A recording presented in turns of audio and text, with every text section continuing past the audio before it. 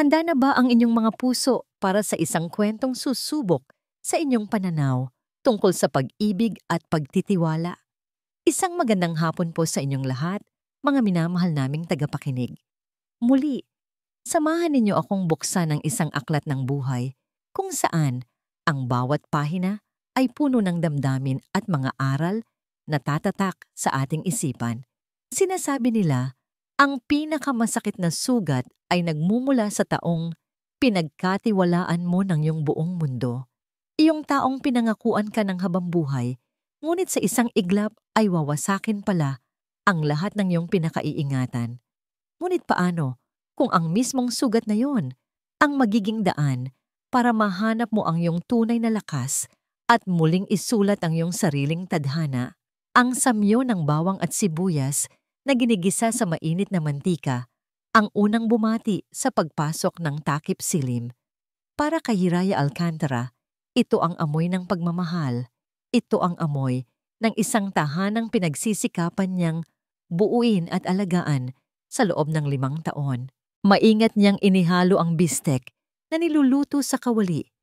Pinanood ang unti-unting pagkulay tsokolate ng karne habang kumakapit dito ang sarsang gawa sa toyo at katas ng kalamansi.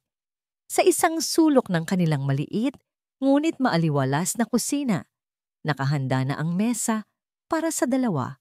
May isang bote ng murang red wine, 2 kopitang pinunasan hanggang sa kuminang, at isang maliit na kandilang naghihintay na lamang sindihan. Ika-5 anibersaryo nila ni Dante, 5 taon.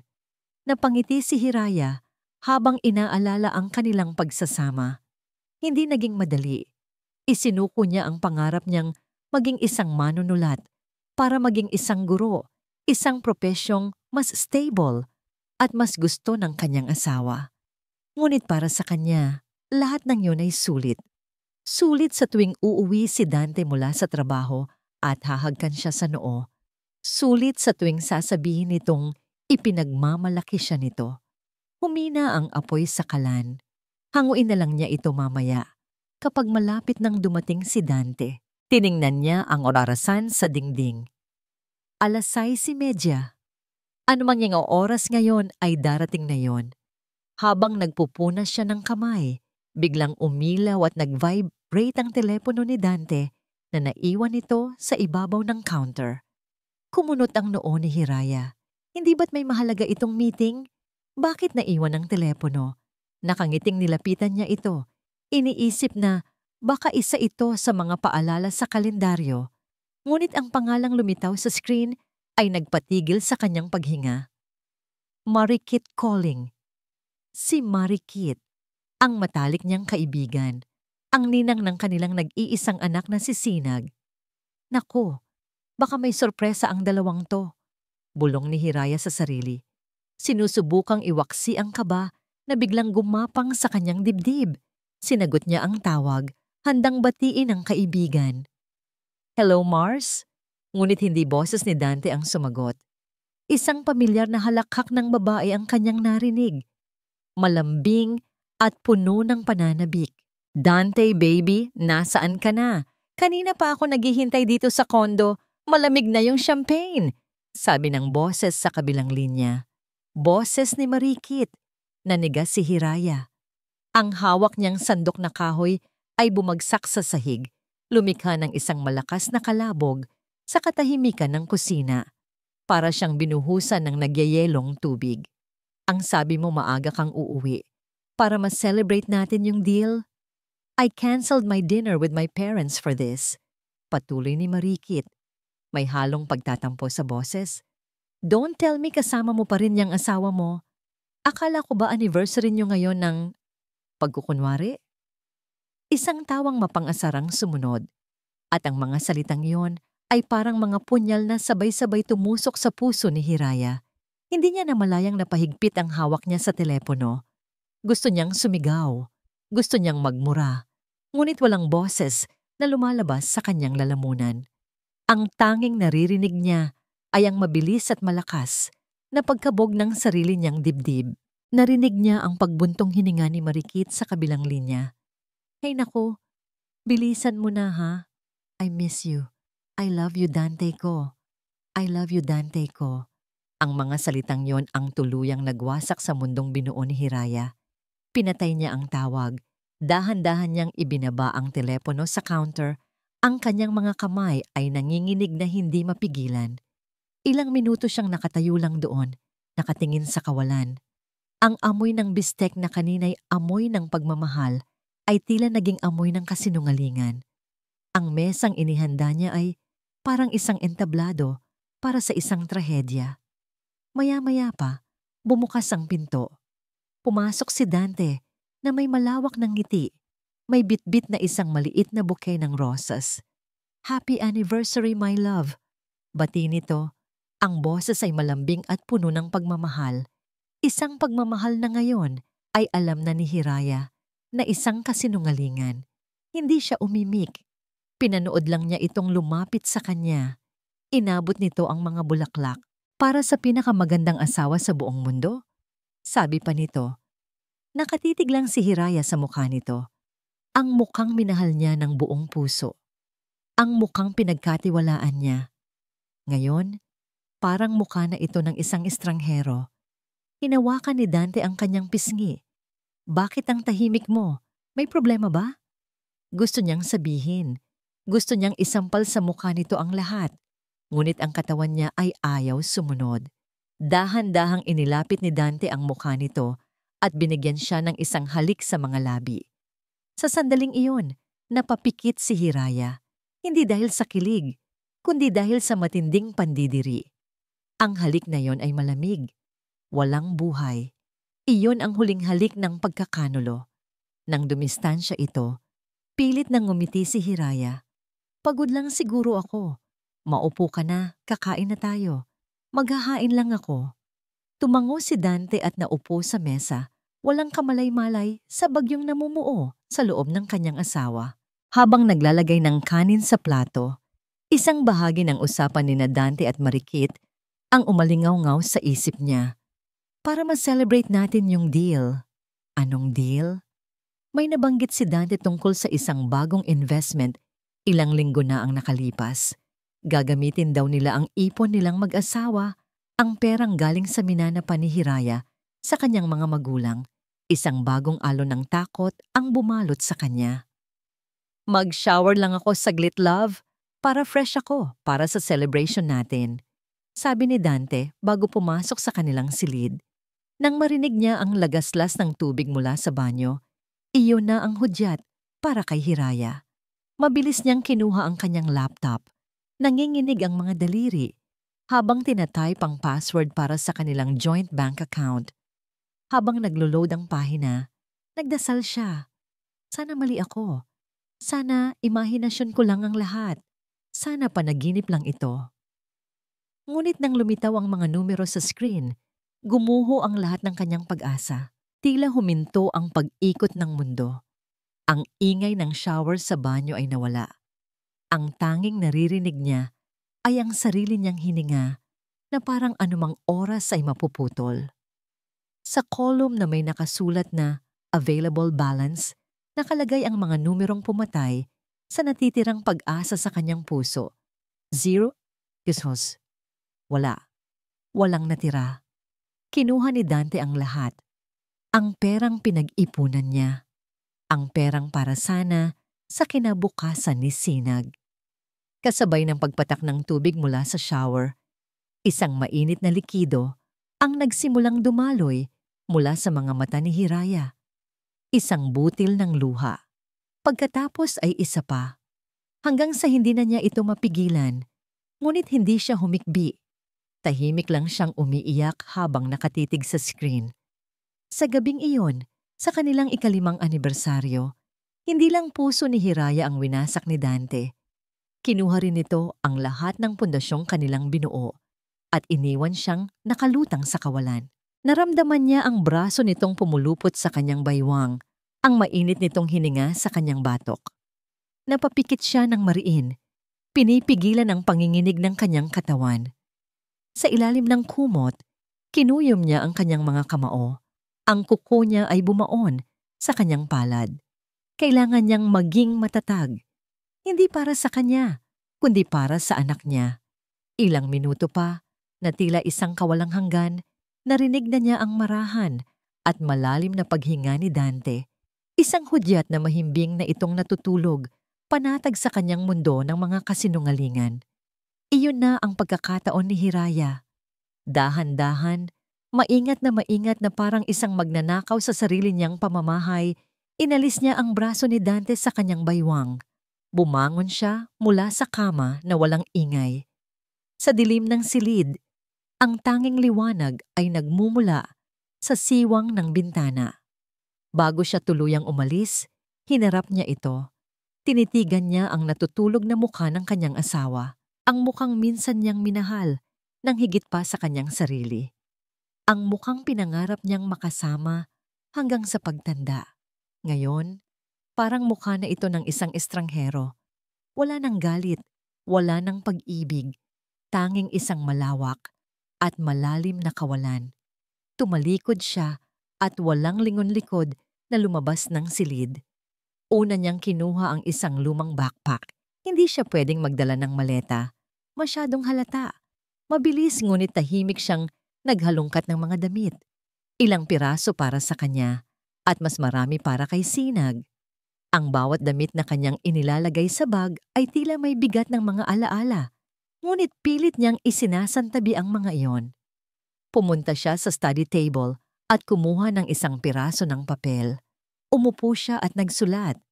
Hindi isang mahabang liham ng panunumbat. Hindi isang listahan ng mga kasalanan ni Dante. Tapos na siya roon. Tapos na siya sa pag-iyak. 2 salita lamang ang isinulat niya sa gitna ng papel. Paalam, Dante. Itinupi niya ito at ipinatong sa ibabaw ng unan kung saan siya nahiga kanina. Naglakad siya papunta sa kabilang silid, ang kwarto ng kanilang anak na si Sinag. Mahimbing na natutulog ang 4 na taong gulang na anghel. Ang kanyang dibdib ay marahang tumataas baba. Hinaplos ni Hiraya ang buhok nito. Si Sinag, siya ang kanyang lakas. Siya ang kanyang dahilan. Sa tabi ng kama ni Sinag ay isang maliit na cabinet. Binuksan niya ito at kinuha ang maliit na kahon na naglalaman ng mga gamot sa puso ng bata. Habang hawak ito, isang alaala ang biglang pumasok sa kanyang isipan, flashback. Isang gabi, mga 6 na buwan na ang nakalipas. Ipinakita niya kay Dante ang reseta mula sa cardiologist ni Sinag. Kailangan daw nating bumili ng bagong set ng maintenance niya, Dante. At sabi ng doktor, mas maganda kung mapacheck natin siya sa isang espesyalista sa Maynila. Sabi ni Hiraya noon, puno ng pag-aalala. Tiningnan lang ni Dante ang reseta at ibinalik sa kanya. Hindi ba't sinabi ng doktor na mild lang naman yan? Baka naman OA lang yang doktor na yan, Hiraya. Gastos lang yan. Okay naman si Sinag, di ba? Malakas siya. Ang mga salitang yon ay bumalik sa kanya ngayon na parang sariwang sampal. Ang pera na dapat ay para sa kalusugan ng kanilang anak ay ang perang ipinangnegosyo nito kasama ang kanyang kabit. Mas lalong tumibay ang kanyang desisyon. Mahigpit niyang hinawakan ang kahon ng gamot at inilagay sa pinakasiguradong bulsa ng bag. Maingat niyang binuhat ang natutulog na si Sinag na bahagyang umungol ngunit hindi nagising. Ipinulupot ni Hiraya ang isang makapal na kumot sa katawan ng bata. Isinukbit niya ang backpack sa kanyang balikat. Sa isang kamay ay buhat niya ang kanyang anak, ang kanyang buong mundo. Handa na siya. Habang naglalakad siya palabas, sinulyapan niya ang kanilang sala. Ang mga picture frames sa dingding, ang mga munting dekorasyon na pinili nilang dalawa, ang sofa, kung saan sila madalas manood ng pelikula. Lahat ng iyon ay bahagi na ng isang buhay na kailangan niyang talikuran. Pagbukas niya ng pinto, ang malamig na hangin ng hating gabi ang sumalubong sa kanya. Dahan-dahan niyang isinara ang pinto. Tinitiyak na hindi ito lilikha ng ingay. Ang mahinang pag-click ng trangka ay ang tunog ng pagsasara niya ng isang kabanata ng kanyang buhay. Naglakad siya sa madilim na kalye, palayo sa bahay na minsan niyang tinawag na tahanan. Ang tanging dala niya ay ang anak niya, isang bag ng damit, at ang huling pera na natitira sa kanyang pitaka.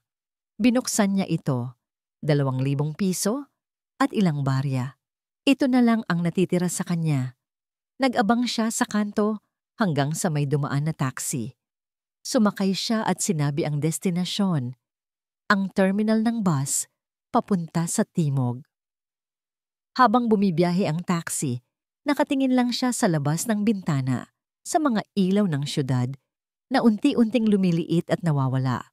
Sa terminal, bumili siya ng 2 tiket para sa pinakamalayong biyahe na kaya ng kanyang pera. Ang bus ay paalis na. Umupo sila sa dulo, sa tabi ng bintana. Isinandal niya ang ulo ni Sinag sa kanyang balikat. Nang umandar na ang bus, doon pa lang niya naramdaman ang pagod. Ngunit kasabay nito ay isang kakaibang pakiramdam ng kalayaan. Takot siya, oo. Hindi niya alam kung saan siya pupunta, kung paano sila magsisimula. Pero sa kauna-unahang pagkakataon, sa loob ng mahabang panahon, naramdaman niyang hawak niya ang sarili niyang manibela. Sa paglipas ng mga oras, habang tinatahak ng bus ang madilim na highway, tahimik na tumulo ang kanyang mga luha. Luha ng pighati, ng takot, at ng isang munting pag-asa na sa dulo ng paglalakbay na ito, may naghihintay na bagong umaga para sa kanila. Nagising siya sa sinag ng araw na tumatama sa kanyang mukha. Dahan-dahan siyang lumingon sa labas, huminto ang bus. Isang lumang terminal ng probinsya ang kanyang nakita. Nagsisibabaan na ang mga tao. Binuhat niya ang tulog pa ring sisinag at bumaba ng bus. Ang hangin ay sariwa, may amoy ng dagat. Tumingala siya at sa di kalayuan, isang malaki at medyo kupas na arko ang bumati sa kanya.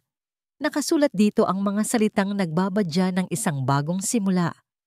Maligayang pagdating sa bayan ng Nangsilangan. Lumipas ang 3 taon. Ang 3 taon na iyon ay parang isang mahabang paghinga para kay Hiraya matapos ang isang buhay na tila palagi siyang sinasakal. Dito sa silangan, natagpuan niya ang katahimikang matagal na niyang inaasam. Ang hangin ay malinis, ang alon sa dalampasigan ay may sariling musika, at ang mga tao ay may ngiti sa labi na hindi pilit. Nakaupo siya ngayon sa paborito niyang sulok sa bahandi, isang maliit na kapihan na nakaharap sa dagat. Ang pangalan na nangangahulugang Bauvat o kayamanan sa Visayan ay akmang-akma.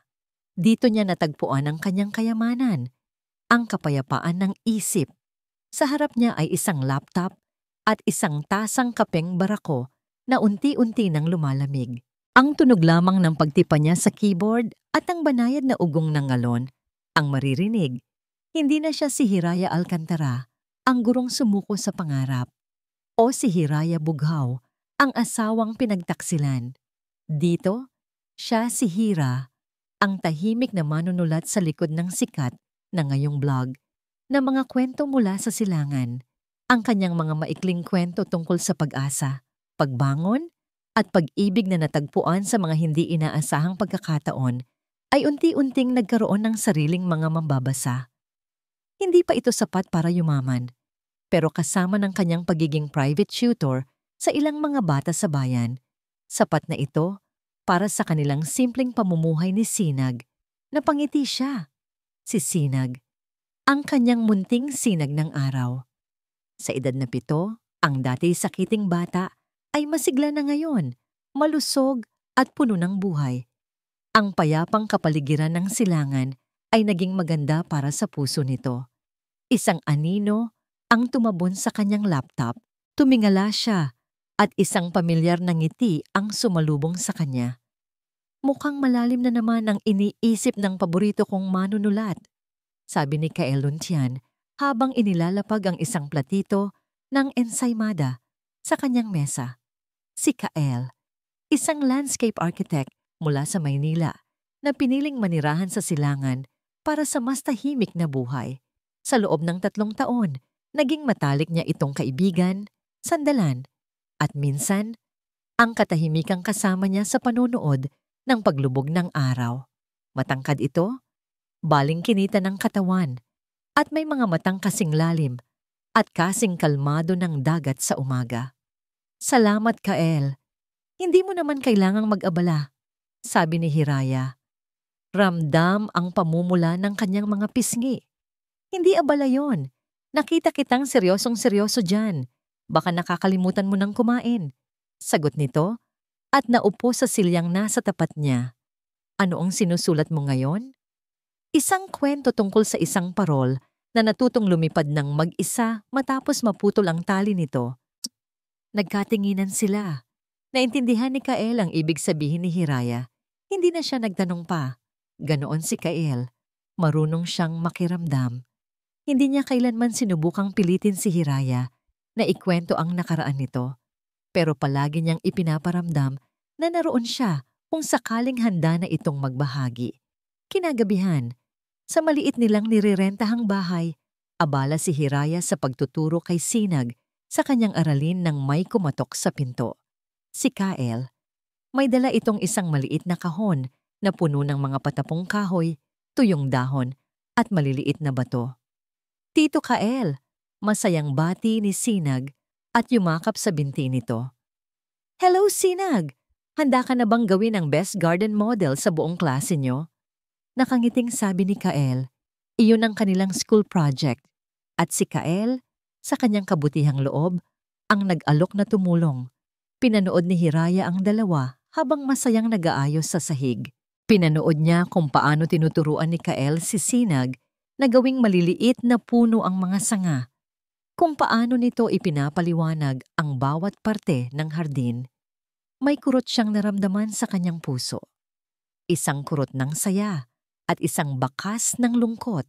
Ito ang larawan ng isang ama na hindi kailanman naranasan ni Sinag kay Dante.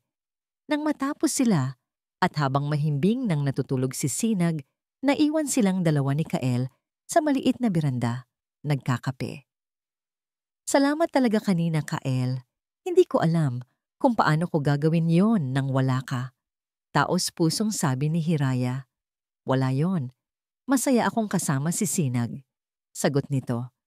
At masaya akong nakikita kang masaya, Hira.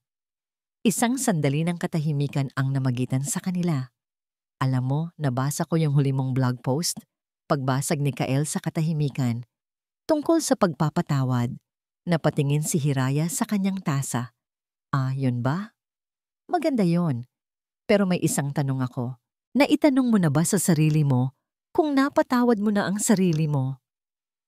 Natigilan si Hiraya.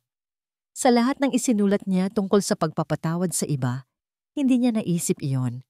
Ang patawarin ang sarili niya sa pagpayag na masaktan siya noon, sa pagiging bulag, sa katotohanan.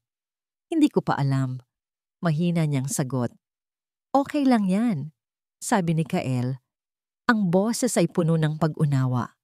Ang mahalaga, narito ka na ngayon at unti-unti sinusulat mo na ang sarili mong bagong kwento. Makalipas ang isang linggo, dumating ang araw ng piyesta ng bayan. Ang pinakatampok na bahagi nito ay ang taunang Silangan Got Talent. At sa pangungumbinsi ng kanyang mga guro at kaklase, si Sinag ang isa sa mga kalahok.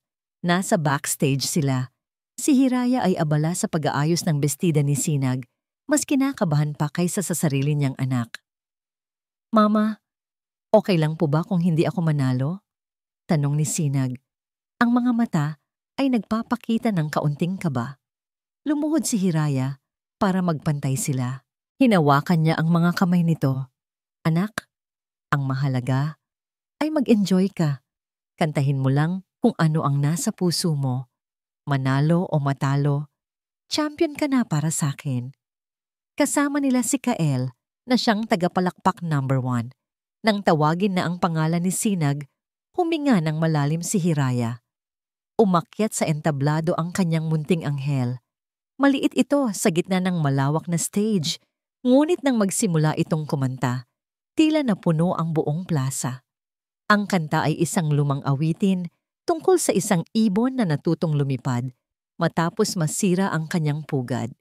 Simple lang ang kanta, pero sa boses ni Sinag na puno ng inosente ngunit malalim na emosyon, tumagos ito sa puso ng bawat nakikinig. Napaluha si Hiraya. Sa kantang yon, naririnig niya ang kwento nilang mag-ina. Ang pagkasira, ang paglipad, ang paghahanap ng bagong langit. Nang matapos ang kanta, isang dagundong ng palakpakan ang sumabog. Tumayo ang mga tao. Maging ang mga hurado ay kitang-kita ang paghanga. Nadyakapan sila ni Kael sa sobrang tuwa. Sa huli, si Sinag ang itinanghal na Grand Champion. Umiiyak sa tuwa si Hiraya habang pinapanood ang kanyang anak na inaabutan ng tropeyo at isang malaking tseke. At hindi pa dyan nagtatapos ang lahat. Masayang anunsyo ng host sa entablado na lalong nagpataas ng excitement ng mga tao. Dahil sa pambihirang galing na ipinakita ng ating Grand Champion, si Sinag Alcantara, isang producer mula sa isang sikat na national TV talent show ang nakapanood ng kanyang audition video at gusto nilang isama ang kanyang performance sa kanilang special segment na ipapalabas sa buong bansa sa darating na Sabado. Ang palakpakan ay lalong lumakas. Ang mga tao ay nagsisigawan sa tuwa para sa kanilang munting kababayan. Ngunit para kay Hiraya, ang mga salita ng host ay parang isang malakas na kulog na bumasag sa kanyang tahimik na mundo. Nanigas siya sa kanyang kinatatayuan. Ang ngiti sa kanyang labi ay unti-unting naglaho. Ipapalabas sa buong bansa. Sa isang iglap, ang 3 taon ng katahimikang kanyang iningatan ay tila isang babasaging pader na nagsimulang magkaroon ng lamat dahil alam niya sa isang lugar sa labas ng kanilang munting paraiso, may isang taong maaaring nanonood. At sa Sabado, makikita nito ang anak na matagal na niyang itinatago. Ang amoy ng mamahaling pabango ay hindi na kayang itago. Ang amoy ng pagkabulok. 3 taon na ang lumipas. Ngunit para kay Dante Bughaw, ang anino ni Hiraya ay patuloy pa ring sumisira sa kanyang mga araw. Ang kanilang condo unit na dati simbolo ng tagumpay ay tila isa ng ngamyong magarang kulungan. Ang mga mamahaling muebles ay naroon pa, ngunit may alikabok na sa mga sulok na hindi napapansin. Ang dating masayang tawa ay napalitan na ng mga pasigaw na pagtatalo. Hindi ko na alam kung saan kukuha ng pambayad dito, Dante. Sigaw ni Marikit mula sa sala. Hawak nito ang isang sobrang may pulang tatak. Iwinawagayway sa ere na parang isang bandila ng pagsuko. Final notice na to para sa kuryente? Gusto mo bang kandila na lang ang gamitin natin dito? Nakahiga si Dante sa sofa, nakatingin sa kisame. Relax, Marikit. Gagawa ako ng paraan. Paraan? Yan din ang sinabi mo nung nakaraang buwan. Yan din ang sinabi mo bago pa tuluyang bumagsak ang negosyo natin. Lumapit ito sa kanya. Ang maganda nitong mukha ay puno ng pagkadismaya. Ang lahat ng perang nakuha mo sa kanya, na walang parang bula. At ano ang natira sa atin? Utang. Umupo si Dante, ang panga ay naninigas. Huwag mo nang ipaalala sa akin yon. Kung hindi lang sana ako nagtiwala sa mga maling tao. O baka naman kung hindi ka lang naging masyadong mayabang? Putol ni Marikit. Wala na akong pakialam sa mga what-ifs mo, Dante. Ang gusto kong malaman, paano natin babayaran to? Bumuntong hininga ng malalim si Dante. Sawang-sawa na siya sa ganitong usapan. Kinuha niya ang remote control at binuksan ng malaking flat screen TV, isang paalala ng buhay na minsan nilang tinamasa. Gusto lang niya ng katahimikan. Gusto niyang takasan ang boses ni Marikit na parang sirang plaka. Isang makulay na talent show ang bumungad sa kanila. Bituing kumikinang. Mga bata ang nagpapasiklaban sa entablado. Iirapan na sana ni Marikit ang palabas nang biglang magsalita ang host. At para sa ating special feature ngayong gabi, mula pa sa payapang bayan ng Silangan, narito ang isang batang may gininto ang tinig na tiyak na magniningning. Napatigil si Dante sa paglilipat ng channel. Silangan. Ang pangalan ng lugar ay tila may kung anong epekto sa kanya, kahit hindi niya alam kung bakit. Lumabas sa entablado ang isang batang babae, mga 7 o 8 taong gulang, nakasuot ng simpleng puting bestida. May kung anong pamilyar sa mukha ng bata, sa hugis ng kanyang mga mata, sa paraan ng kanyang pagngiti sa mga manonood. Nagsimulang kumanta ang bata, at sa unang nota pa lang, parang sinuntok si Dante sa sikmura. Ang boses na yon, kahit mas matinis at bata, ay may himig na kilalang kilala niya. Isang himig na minana mula sa ina nito. Pamilyar yang bata, sabi ni Marikit, na napaupo na rin sa tabi niya. Ang interes ay napukaw. Hindi makapagsalita si Dante. Ang kanyang mga mata ay nakapako sa screen. Ang kanyang puso ay biglang kumabog ng mabilis. Naramdaman niyang nanuyo ang kanyang lalamunan. Nang matapos ang kanta at sa gitna ng malakas na palakpakan ng audience sa TV, lumitaw ang pangalan ng bata sa ilalim ng screen. Sinag Alcantara Grand Champion, Silangan Got Talent. Sinag! Bulong ni Dante, ang pangalan ay parang isang multo sa kanyang mga labi. Alcantara? Hindi bughaw. Ano? Gulat na tanong ni Marikit. Tumingin ito mula sa TV papunta kay Dante. Ang kanyang mga mata ay nanlalaki sa pagkabigla. Sinag, sinasabi mo bang iyan ang anak mo? Hindi makasagot si Dante. Nakatitig lang siya sa masayang mukha ng bata sa screen na kumakaway sa mga manonood. Ang kanyang anak, ang anak na 3 taon na niyang hindi nakikita, ang anak na ipinagkait sa kanya. Anak mo nga, bulalas ni Marikit, hindi makapaniwala. Ang kapal ng mukha ng Hiraya na yan. Itinago niya ang bata sa'yo at tingnan mo, ginagamit niya para sumikat. Ngunit iba ang tumatakbo sa isip ni Dante. Hindi galit sa pagtatago. Hindi pananabik sa isang anak. Ang nakikita niya ay isang pagkakataon. Viral potential, mahinang sabi ni Dante. Ang kanyang isip ay nagsisimula ng magtrabaho. Napatingin sa kanya si Marikit at sa isang iglap, naintindihan nito ang ibig niyang sabihin. Ang kaninang pagkagulat sa mukha nito ay dahan-dahang napalitan ng kalkulasyon. Isang amang matagal na ipinagkait sa kanyang anak, sabi ni Marikit. Ang boses ay mababa at puno ng ideya. Isang sikat na batang mang-aawit na muling makakapiling ang kanyang nawawalang ama. Dante, ito na yon. Ito ang sagot sa mga problema natin. Ngumiti si Dante. Ngunit hindi ito isang masayang ngiti. Ito ay isang ngiti na malamig, matalim, at puno ng sakim na plano. Ang batang nasa screen ay hindi na lang basta anak niya. Isa na itong gintong tiket. Isang paraan para bumangon muli. Isang paraan para mabawi ang lahat ng nawala sa kanya.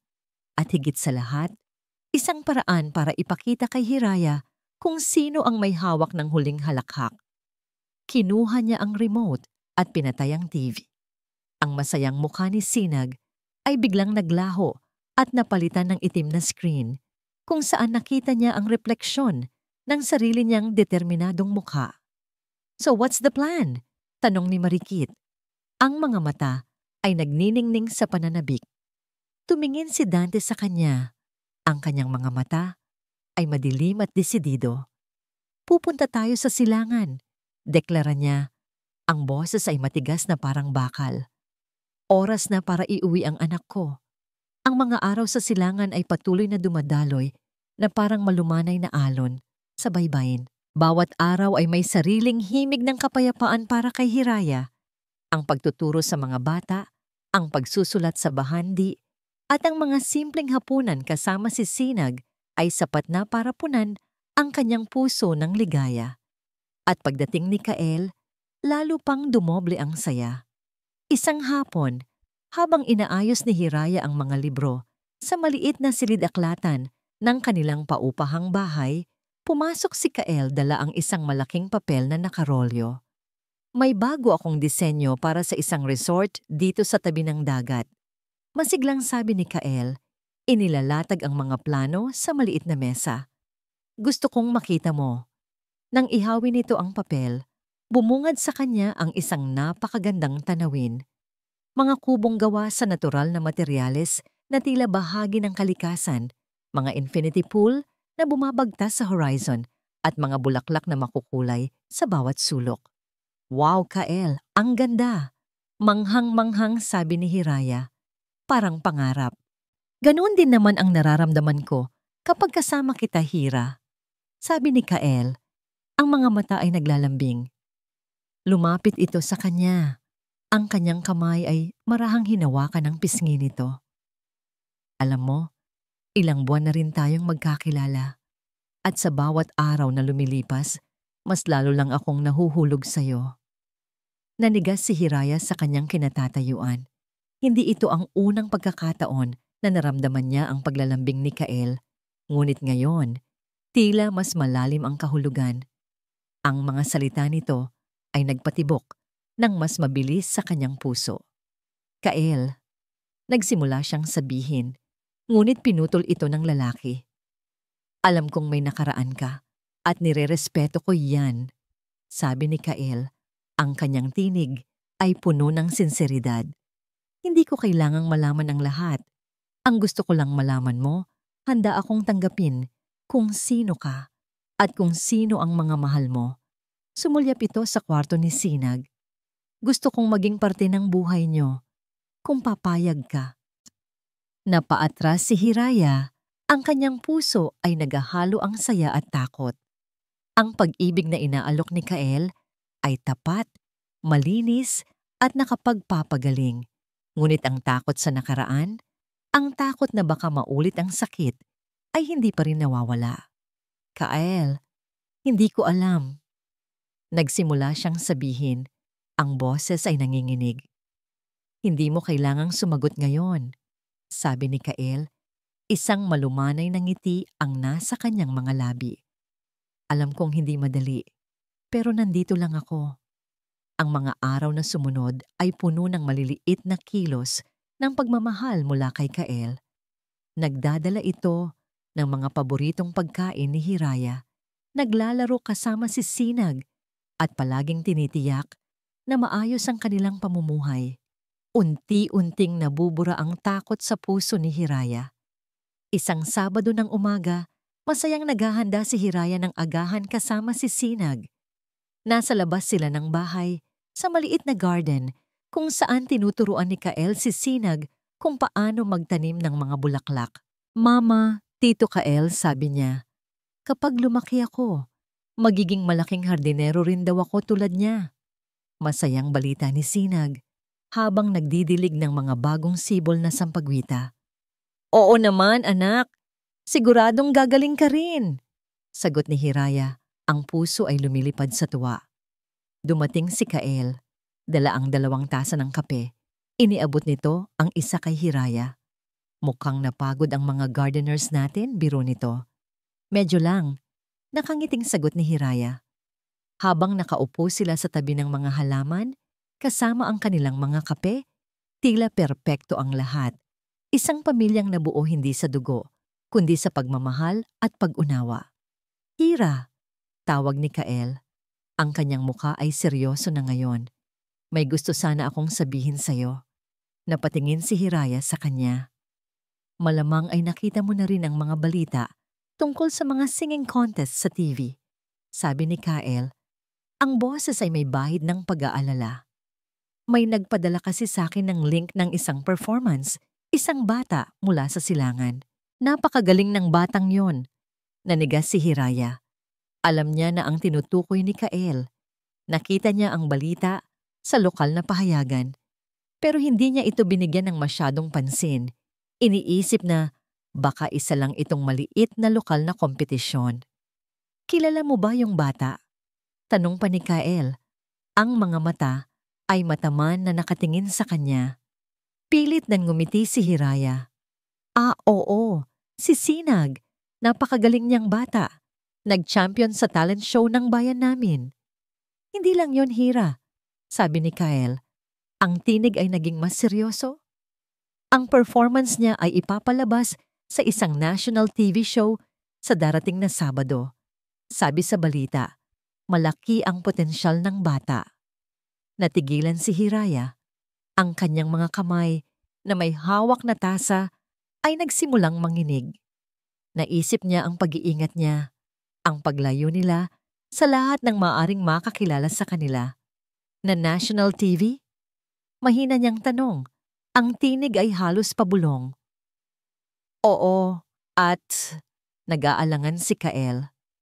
May isang bagay pa akong nakita. Sa article na yon, may binang-mention silang pangalan. Pangalan ng ama ng bata na matagal nang nawalay. At may kasamang picture. Naramdaman ni Hiraya ang pagbilis ng tibok ng kanyang puso. Pakiramdam niya ay nasa kanya na ang lahat ng atensyon sa buong mundo. Sinong ama? Halos hindi niya masabi ang tanong. Ang kanyang boses ay parang hibla na lamang. Tumingin si Kael sa kanya. Ang kanyang mga mata ay puno ng pag-aalala at pagtataka. Dante Bughaw, kilala mo ba? Ang tanong na yon ay parang isang malakas na dagundong na bumulabog sa payapang umaga.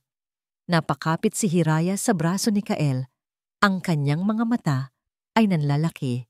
Ang mundong binuo niya ng may pag-iingat ay nagsisimula ng gumuho. Ang mga anino ng nakaraan ay hindi pala tuluyang naglaho.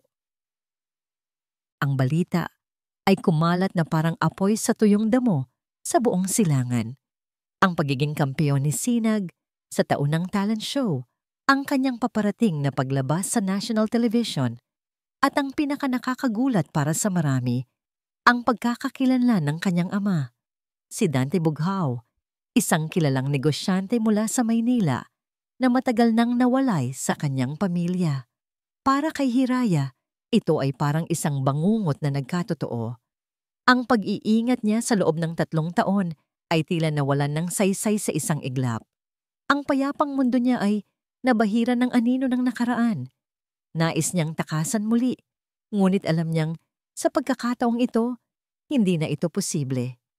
Ilang araw matapos ang kanilang pag-uusap, isang hindi inaasahang bisita ang dumating sa maliit nilang bahay sa silangan. Ding dong!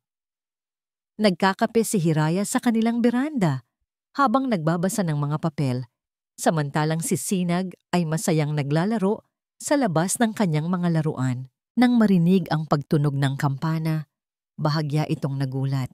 Bihira ang dumadalaw sa kanila nang walang paalam, lalo na ngayong napabalita na ang tungkol kay Sinag. Sino kaya yon? Bulong ni Hiraya sa sarili. Inayos niya ang kanyang damit at naglakad papunta sa pinto. Pagbukas niya nito, nanigas ang kanyang buong katawan. Ang nakatayo sa kanyang harapan ay isang pamilyar na mukha, ngunit ngayon ay tila puno ng lamig at determinasyon. Si Dante. Nakatayo ito roon, nakasuot ng mamahaling damit na tila hindi nababagay sa tahimik na bayan ng silangan. May dala itong isang malaking buke ng mga pulang rosas, ang paborito ni Hiraya noon. Ngunit ngayon, ang mga bulaklak na yon ay parang mga punyal na nagpapaalala sa kanya ng lahat ng sakit. Hiraya, mahinang sabi ni Dante. Ang kanyang tinig ay may bahid ng pagkagulat sa pagkakita sa kanya. Siguro ay hindi nito inaasahan na ganito na ang itsura ni Hiraya. Mas payapa, mas malakas. Hindi makapagsalita si Hiraya. Ang kanyang mga mata ay napako sa mukha ng lalaking sumira sa kanyang buhay. 3 taon na ang nakalipas at ang mga mata nitong iyon ay tila mas lalong tumigas. Dante! Sa wakas ay naisagot niya. Ang kanyang tinig ay halos hindi marinig. Salamat sa pagbukas ng pinto, sabi ni Dante. Ipinilit ang isang ngiti. Nabalitaan ko. Ang tungkol kay Sinag, nais ko lang siyang makita. May kung anong pilit ang nangiti sa mga labi ni Dante, ngunit alam ni Hiraya ang tunay na nasa likod niyon. Hindi pag-aalala para sa anak, kundi isang planong mas malaki. Sinag is playing outside, sabi ni Hiraya, na natiling nakatayo sa pagitan ng pinto at ng kanyang dating asawa. Hindi siya pwedeng makipag-usap sa'yo ngayon. Hiraya, please!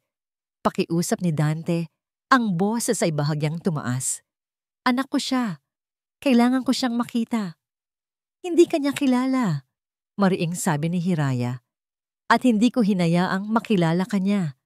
Matapos ang lahat ng ginawa mo, biglang nagbago ang ekspresyon sa mukha ni Dante. Nawala ang pilit ng ngiti, napalitan ng lamig. Anong ibig mong sabihin, Hiraya? Ako ang ama niya, at hindi mo ako pwedeng pagbawalan. Pinagbawalan kita noon pa, mariing sabi ni Hiraya. Pero hindi mo ako pinakinggan. Ngayon, ibang usapan na ito. Sa pagkakataong yon, narinig nila ang mahinang tawag ni Sinag mula sa labas. Mama, Tito Kael is here. Nagkatinginan sina Hiraya at Dante. Naramdaman ni Hiraya ang paninigas ng panga ni Dante. Nakita niya ang pag-igting ng mga ugat sa leeg nito. Sino si Tito Kael? Pagalit na tanong ni Dante, ang boses ay nanigas. Bago pa man makasagot si Hiraya, lumabas na si Kael mula sa gilid ng bahay, naglalakad papunta sa kanila habang may hawak na 2 baso ng juice. Nakita niya si Dante at bahagyang natigilan, ngunit mabilis itong nakabawi. Oh, hello. Ikaw ba yung... Nagsimula si Kael, ngunit pinutol ito ni Dante. Dante Bughaw. Pagpapakilala ni Dante, ang boses ay may paghamak. Ama ni Sinag.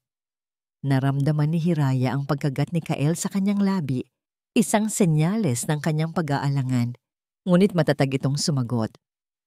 Kael Luntian, kaibigan ng pamilya.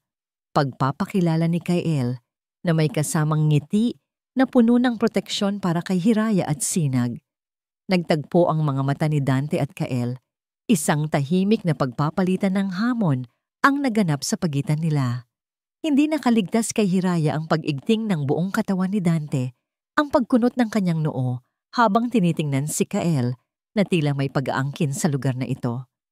Hiraya, kailangan nating mag-usap. Sa loob.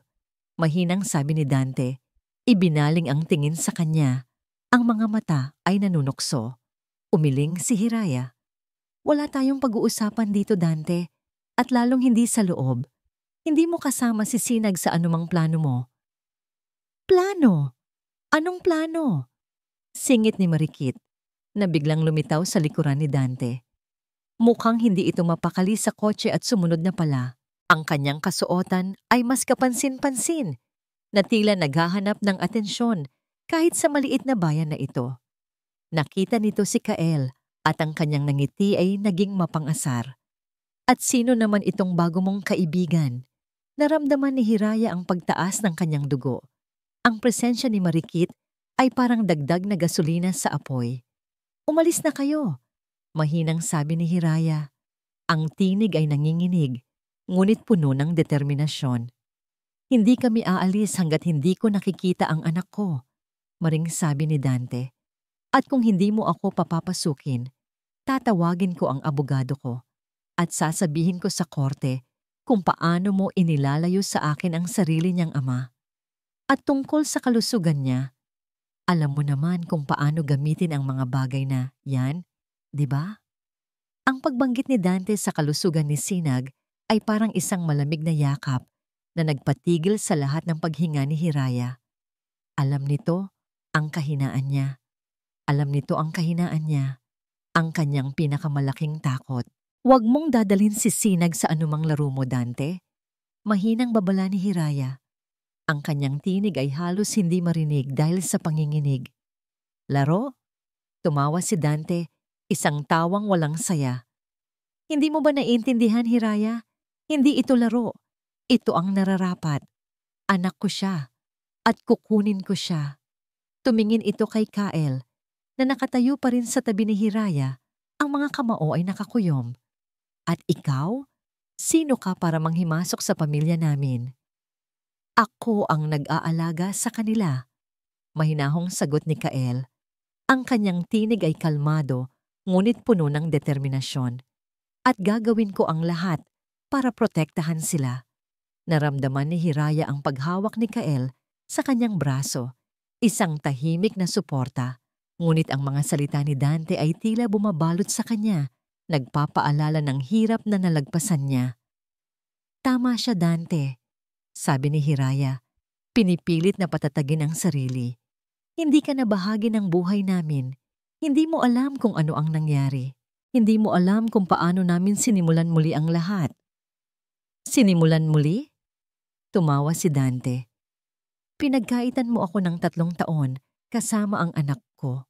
At ngayon, ang lakas ng loob mong sabihin na ako ang nawalan, na ako ang may kasalanan. Bumuntong hininga ito, tila nagpipigil ng galit. Pero ayos lang, nandito ako ngayon at hindi ako aalis hanggat hindi ko siya nakikita. Sa pagkakataong yon, narinig nila ang mahinang tawag ni Sanag mula sa loob ng bahay. Mama, sino po yan? Napaatras si Hiraya. Ang tunog ng tinig ng kanyang anak ay tila isang pagpapaalala sa kanya na kailangan niyang kumilos. Kailangan niyang protektahan si Sinag mula sa mundong ito, mula kay Dante. Sinag, huwag kang lumabas. Tawag ni Hiraya. Ang tinig ay may bahid ng pagmamakaawa. Pero mama, sino po yan? Ulit na tanong ni Sinag. Lumapit si Dante sa pinto. Ang mga mata ay puno ng pagkaakit sa direksyon ng tinig ng kanyang anak. Sino Hinag? Anak? Huwag kang lalapit sa kanya, Sinag. Sigaw ni Hiraya. Ang kanyang tinig ay nagtaas. Huwag kang mag-alala, Hiraya, sabi ni Dante. Ang kanyang mga mata ay nakatitig pa rin sa pinto. Hindi ko siya sasaktan. Gusto ko lang siyang mayakap. Hindi! Mariing sabi ni Hiraya. Tumingin siya kay Kael.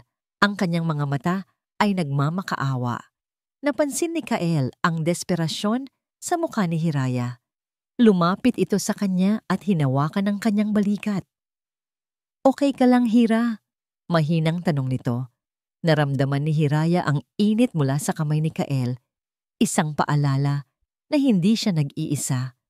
Ngunit ang presensya ni Dante, ang mga salitang binibitawan nito, ay bumabalot sa kanya na parang isang nakalalasong ulap. Umalis ka na, Dante, sabi ni Hiraya. Ang kanyang tinig ay nagiging mas matatag. Kung hindi, tatawagin ko ang pulisya. Tumawa si Dante. Isang tawang malamig at mapanguyam. Pulis? Dahil lang sa gusto kong makita ang anak ko? Sigurado ka ba dyan, Hiraya? Baka kung ano pa ang isipin nila kapag narinig nila na pinagkakait mo ang ama sa anak niya. Lalo na kung alam nila ang sitwasyon ng bata. Di ba? Ang pagbanggit muli ni Dante sa kalusugan ni Sinag ay parang isang matinding dagok. Alam ni Hiraya ang ibig nitong sabihin. Gagamitin nito ang anumang paraan, kahit ang pinakamasakit, para makuha ang gusto nito.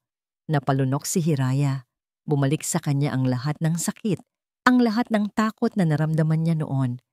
Ang kawalan ng pera, ang pag-aalala sa anak, ang pagtataksil. Ngayon, narito na naman ang lahat ng iyon, nakatayo sa kanyang harapan. Sinag, anak, malumanay na tawag ni Hiraya. Ang tinig ay nagbabago. Kailangan niyang ilayo si Sinag, ilayo sa anumang karagdagang trauma. Dito ka lang muna sa loob, ha? May bisita lang si Mama. Sino po yan, Mama? Ulit na tanong ni Sinag. Ang boses ay may halong kaba. Wala yon, anak. Dito ka lang muna. Lumapit si Dante kay Hiraya. Ang mga mata ay puno ng tagumpay. Sige, Hiraya. Kung ayaw mong makipagtulungan, gagawin ko ang kailangan kong gawin. Itinaas nito ang kanyang telepono. Tila naghahanda ng tumawag. Huwag! Pigaw ni Hiraya. Ngunit hindi na ito pinakinggan ni Dante. Habang itinaas nito ang telepono, narinig ni Hiraya ang isang pamilyar na tunog mula sa loob ng bahay, ang tunog ng pagbukas ng pinto at ang yapak ng maliliit na paa. Bumaling si Hiraya, ang puso niya ay biglang bumilis ang pagtibok. Sa pagitan niya at ni Dante, lumabas si Sinag, ang muka ay puno ng pagtataka. Nakita nito si Dante, at ang mga mata nito ay nanlaki sa pagkilala. "Papa?" Mahinang tanong ni Sinag. Ang tinig ay puno ng pagtataka at pagkalito. Naging blanko ang mukha ni Dante, ngunit nakita ni Hiraya ang isang bahid ng kawalan sa kanyang mga mata. Tila hindi nito inasahan ang biglaang paglabas ng anak. "Sinag!" Sigaw ni Hiraya. Nais niyang akuhin ito, ngunit nahuli na siya. Tumayo si Dante doon, nakatingin sa kanyang anak. Ang mga rosas na dala nito ay nahulog sa lupa. Nalimutan. Ang lahat ng plano, ang lahat ng galit, ay tila napalitan ng sandaling pagkabigla. Ngunit hindi ito tumagal. Lumapit si Dante kay Sinag. Ang kanyang ekspresyon ay nagbago mula sa pagkabigla patungo sa isang pilit na ngiti. "Sinag, anak?" "Mama, sino po siya?" Ulit na tanong ni Sinag. Tumingin ito kay Hiraya. Ang mga mata ay puno ng katanungan. Bago pa man makasagot si Hiraya, nilapitan na ni Dante si Sinag at niyakap ito ng mahigpit. Naramdaman ni Hiraya ang pagkaputol ng kanyang paghinga. "Anak," sabi ni Dante. Ang boses ay garalgal. "Si Papa ito." Nakita ni Hiraya ang pagkalito sa mukha ni Sinag. At sa sandaling iyon, alam niyang nagsisimula na ang tunay na laban. Ang laban para sa puso at isipan ng kanyang anak. Ang tahimik na bayan ng Silangan ay hindi nakapaghanda para sa pagdating ng isang puwersang hindi nito kilala. Ang dating payapang pamumuhay ni Hiraya ay tila nabalot ng madilim na ulap na dala ni Dante at lalo na ni Marikit. Pagkatapos ng dramatikong pagharap sa labas ng kanilang bahay, kung saan si Sinag ay nagpakita ng pagkalito at pag-aalinlangan sa lalaking biglang lumitaw sa buhay nito, nagtagumpay si Dante na makuha ang simpatya ng ilan sa mga kapitbahay na nakasaksi. Ang kanyang pagkunwari bilang isang amang naghahanap sa nawalay niyang anak ay mas epektibo kaysa sa anumang kasinungalingan na maaaring sabihin ni Hiraya. Nang sumunod na araw, nagsimula ang tunay na atake. Nasa bahandi, si Hiraya sinusubukang itaas ang kanyang isipan sa pamamagitan ng pagsusulat. Ngunit ang kanyang mga daliri ay tila ayaw kumilos sa keyboard. Ang bawat pagtipa ay nagpapaalala sa kanya ng mga mapanghusgang mata ng mga tao sa labas. Ang mga bulong-bulungan, ang mga tingin na puno ng pagdududa. Bigla, isang notification ang lumabas sa kanyang cellphone. Isang link mula sa isang sikat na online tabloid na kilala sa kanyang mga sensationalized na kwento. Ang titulo, "Matagal nang iniwan ni Tatay Dante ang tinatagong buhay ng nanay ni singing sensation Sinag sa probinsya." Napahawak si Hiraya sa kanyang dibdib. Nagmamadali niyang binuksan ang link. Ang artikulo ay puno ng mga kasinungalingan at maling interpretasyon. Si Marikit, na nagpanggap na isang concerned friend ni Dante, ang pinagmula ng karamihan sa mga kwento. Inilarawan si Hiraya bilang isang babaeng nagtatago sa bayan ng Silangan, nagpapanggap na isang tahimik na mamamayan, habang ang tunay na kagustuhan daw nito ay ang paghihiganti kay Dante. Binigyan diin ang pagiging lihim ni Sinag sa kanyang ama, na tila ito ay kidnapped sa kanyang tunay na pamilya. Nagsimulang lumabas ang mga komento sa ilalim ng artikulo. "Grabe, ang kapal ng mukha nung nanay. Porket ayaw sa asawa niya, isasama niya pati yung bata sa kasinungalingan niya. Kawawa naman si Mr. Bughaw. Mukhang siya yung biktima dito. Sana ibigay na lang sa ama yung bata. Mas mayaman at mas kaya niyang buhayin." Nanlilisik ang mga mata ni Hiraya habang binabasa ang mga yon. Ang kanyang katawan ay nanginginig sa galit at frustrasyon. Hindi niya maintindihan kung paano nagagawa ni Marikit na magsinungaling ng ganoon kadali. Ang isang babaeng minsan niyang itinuring na kaibigan ay siya pa ngayon ang bumubuo ng ganitong kasinungalingan. "Mama, sino po si Marikit?" tanong ni Sinag. Lumapit ito sa kanya na may hawak na laruang manika. Tila narinig nito ang bulong-bulungan ng mga tao sa labas. Napipilitan si Hiraya ng ngumiti. "Si Marikit, isa siya sa mga kaibigan ni Papa noon, anak." Pilit niyang itinago ang panginginig ng kanyang tinig. Pero hindi mo na siya kailangang intindihin. Naramdaman niya ang pagdami ng mga tingin sa kanya sa tuwing lumalabas siya ng bahay. Ang dating mga ngiti ng mga tao sa silangan ay napalitan ng mga mapanuring tingin. Ang mga dating kaibigan niyang mga magulang ng mga estudyante niya ay tila umiiwas na sa kanya. Isang araw, habang papauwi na siya mula sa pagtuturo, isang sasakyang itim na SUV ang humarang sa kanyang daraanan. Bumaba si Marikit, nakasuot ng malaking sunglasses at sombrero na tila nagpapanggap na hindi siya kilala ng mga tao sa paligid. "Hiraya," sabi ni Marikit. Ang tinig ay mahina, ngunit may pagbabanta. "Alam kong nakita mo na ang article. Maganda, di ba? Alam ng lahat ang totoong nangyari." Nanginginig si Hiraya. "Anong klaseng kasinungalingan ang ginagawa mo, Marikit?" "Kasinungalingan? Hiraya, pinapalaya ko lang ang katotohanan," sabi ni Marikit. Tumawa ito ng mahina. "Para malaman ng lahat kung sino ka talaga. At para na rin kay Dante, alam niyang kailangan niyang kunin si Sinag para sa ikabubuti nito." "Sa ikabubuti niya?" Tumawa si Hiraya. Ang tawa ay puno ng pait.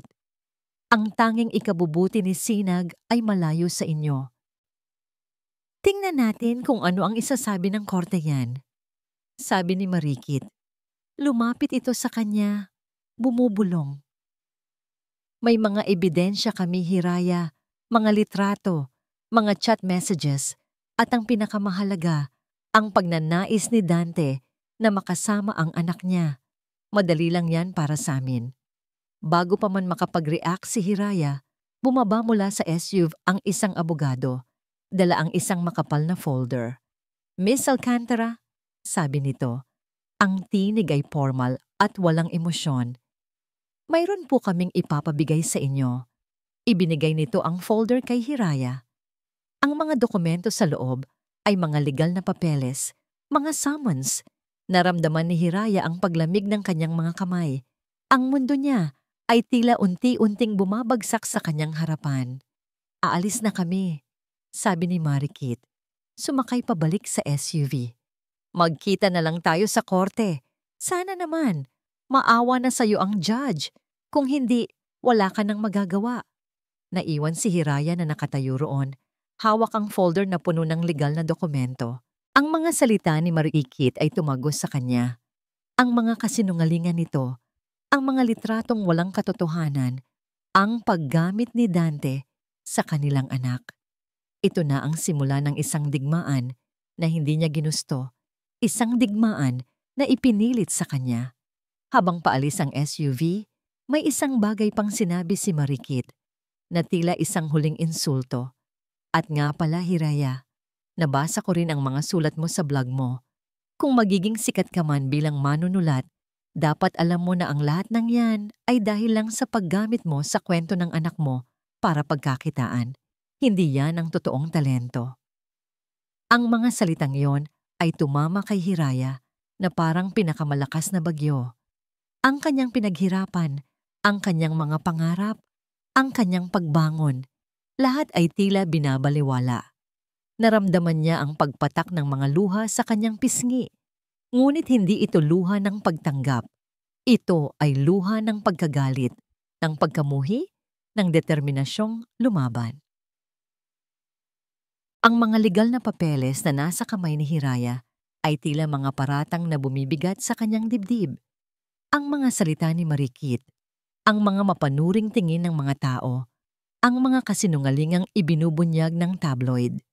Lahat ng yun ay nagtulak sa kanya sa bingit ng kawalan. Naramdaman niyang tila walang hangganan ang digmaang ipinataw sa kanya. Ang kanyang mundo, na unti-unti niyang binuo muli sa silangan, ay nasa bingit ng pagguho. Habang nakaupo siya sa gitna ng sala, nakatingin sa mga dokumentong yon, isang matinding galit ang unti-unting bumalot sa kanya. Hindi ito ang galit ng isang biktima. Ito ay galit ng isang mandirigma na nakakita ng kanyang kahinaan ay ginagamit laban sa kanya. Galit na nais niyang isigaw sa buong mundo ang katotohanan. Hira, napatingala si Hiraya, si Kael. Nakatayo ito sa may pintuan. Ang muka ay puno ng pag-aalala. Nakita nito ang folder at alam nito na hindi ito maganda. Lumapit si Kael at umupo sa tabi niya. Hindi ito nagsalita agad. Hinayaan lang na maramdaman ni Hiraya ang kanyang presensya. Ngunit nang makita nitong hindi mapigilan ang pagpatak ng luha sa mga mata ni Hiraya, hindi luha ng kalungkutan, kundi luha ng determinasyon, hinawakan nito ang kanyang kamay. Nakita ko ang artikulo, mahinang sabi ni Kael, at nakita ko rin ang pagbabago sa mga tao dito. Alam kong mahirap to para sa'yo. Masakit, Kael, mahinang sabi ni Hiraya. Ang tinig ay nanginginig. Hindi ko maintindihan kung paano nila nagagawa yan. Paano nagagawa ni Marikit na magsinungaling ng ganoon kadali? At si Dante, alam niya kung gaano kahalaga sa akin si Sinag at ginagamit niya yon laban sa akin. Alam ko, sabi ni Kael, mas hinigpitan ng hawak sa kanyang kamay. Pero hindi ka nag-iisa dito, Hira. Ano man ang mangyari, nandito ako. Tumingin si Hiraya kay Kael. Sa mga mata nito, nakita niya ang tunay na pagmamahal, ang sinseridad na hindi kailanman ibinigay ni Dante. Ang pag-ibig na yon ang nagsilbing munting ilaw sa gitna ng kanyang kadiliman. Hindi nila maaring sirain ang lahat na binuo ko, Kael. Sabi ni Hiraya, ang tinig ay nagiging mas matatag. Hindi nila maaring gamitin ang mga kasinungalingan para makuha ang gusto nila, lalo na kung ang nakataya ay si Sinag. Anong gagawin mo? Tanong ni Kael. Ang kanyang mga mata ay puno ng pag-asa. Nag-isip si Hiraya, ang pagtakas ay hindi na opsyon. Ang pagtatago ay hindi na rin solusyon. Kailangan niyang lumaban. Ngunit paano? Ang mga abogado ni Dante ay malakas. Ang kanilang mga kasinungalingan ay malalakas. Napatingin siya sa kanyang laptop na nakabukas pa rin. Ang kanyang blog, ang kanyang mundo, ang kanyang tinig.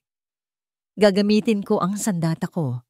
Sabi ni Hiraya, ang kanyang mga mata ay nagliliyab na ngayon sa determination. Gagamitin ko ang aking mga salita. Habang si Kael ay nanonood, nagsimulang magtipa si Hiraya sa keyboard.